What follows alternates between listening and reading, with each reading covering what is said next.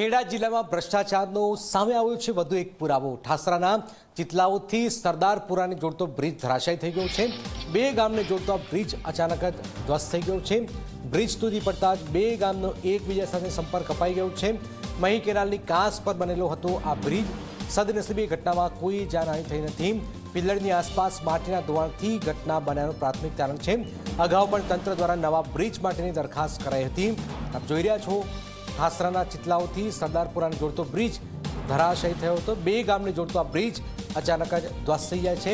Bridge તૂટી પડ્યો, બે ગામ સાથેનો સંપર્ક હાલમાં કપાઈ ચૂક્યો છે।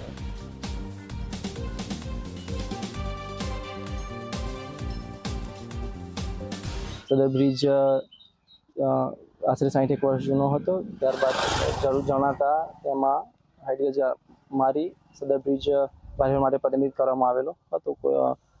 જમીન નીચેનું ફાઉન્ડેશનમાં પિયરમાં ધોવાણ થવાથી સદર બ્રિજ બેસી ગયેલ છે। ત્યારબાદ પિયર પડી ગયેલ છે અને એમાં કોઈ જાનહાનિ થયેલ નથી। ખેડા જિલ્લાના ઠાસરા તાલુકામાં ચિતલાવ અને સરદારપુરાને જોડતો આ જે માઇનર બ્રિજ છે આજે વહેલી સવારે અચાનક ધરાશાયી થઈ ગયો છે। આપ જોઈ શકો છો કે જે આ જે મહીસાગર નદી અને મહીસાગર જે કેનાલ છે તેનું જે નિકાસનું જે પાણી છે તે નિકાસનું પાણી અહીંથી આ જે કાંસ છે ત્યાંથી જઈ રહ્યું છે અને આજે વહેલી સવારે આ જે માટીના ધોવાણને કારણે આ બ્રિજ છે તે બેસી ગયો છે। આપ જોઈ શકો છો કે આ બ્રિજના દ્રશ્યો છે અને ખૂબ જ જર્જરિત અને જૂનો બ્રિજ છે। ઘણા વર્ષો જૂનો આ બ્રિજ જે વહેલી સવારે એકદમ જર્જરિત હાલતમાં હતો અને માટીના જે ધોવાણના કારણે અચાનક તે બેસી ગયો અને તે ધરાશાયી થયો છે। આપ જોઈ શકો છો કે હાલ અત્યારે જે રીતે ગામવાળા આપણી સાથે છે, આપણે તેમની સાથે વાત કરીશું। કાકા, કેટલા વર્ષ જૂનો બ્રિજ છે? આ 70 વર્ષ જૂનો। 70 વર્ષ। કેવી રીતે બેસ્યો, શું હતું કારણ? આ ત્યાંથી તૂટ્યું, આ માટું 3 કલાકમાં ધોવાઈ નહીં પડી ગયું, બીજું કશું થયું નહીં, ધોવાઈ છે ચાલુ। અને એ આ રસ્તો રોણિયા અને ઓમ ચિતલાવ અને છેક સેવાલિયા પહોંચે, ઓમ વાહજ પહોંચે, આ હાઈવે જેવો રસ્તો છે। કેટલા ગામોને જોડતો હશે? આ છેક સેવાલિયા સુધી જોડાણ થાય અને આમ વાસદ સુધી આવું બધું કમ્પ્લીટ માટે તો આ 25-30 ગામોને તો જોડતો રસ્તો છે। આવો 25-30 ગામ અને જે આપણે જેડીસી નોકરી જાય છે એ છોકરા પણ અહીંયા થઈને નોકરી જાય છે, આ બ્રિજ પરથી પસાર થાય છે અને રોણિયા નીકળે છે અને પછી મહીસાગરના પુલ ઉપર થઈને બ્રિજ જયારે પડ્યો ત્યારે તમે જોયો તો ખરો? હા અમે જોયો તો બ્રિજ પડ્યો। દૂધ આપવા જતા પછી આલી પાછા વળ્યા પછી બ્રિજ પડ્યો છે। 8 વાગ્યા પછી પડ્યો છે આ બ્રિજ। ચોક્કસથી તો સવારના 8 વાગ્યા પછી આ જે બ્રિજ છે તે ધરાશાયી થયો છે। આપ જોઈ શકો છો કે બ્રિજના દ્રશ્યો છે અને જે માટી જે અત્યારે હાલ પણ તેનું ધોવાણ થઈ રહ્યું છે। આપ જોઈ શકો છો કે જે પાણીનો પ્રવાહ છે તે અવિરત અત્યારે ચાલુ છે। જોકે તંત્ર દ્વારા હાલ અત્યારે તંત્રના જે અધિકારીઓ છે તે ઘટના સ્થળે પહોંચ્યા છે, પરંતુ ચોક્કસથી કહી શકાય કે આ જે તંત્રની જે બેદરકારી અથવા તો લાપરવાહીનું કારણ છે કે આ જે બ્રિજ છે તે હાલ અત્યારે ધરાશાયી થયો છે।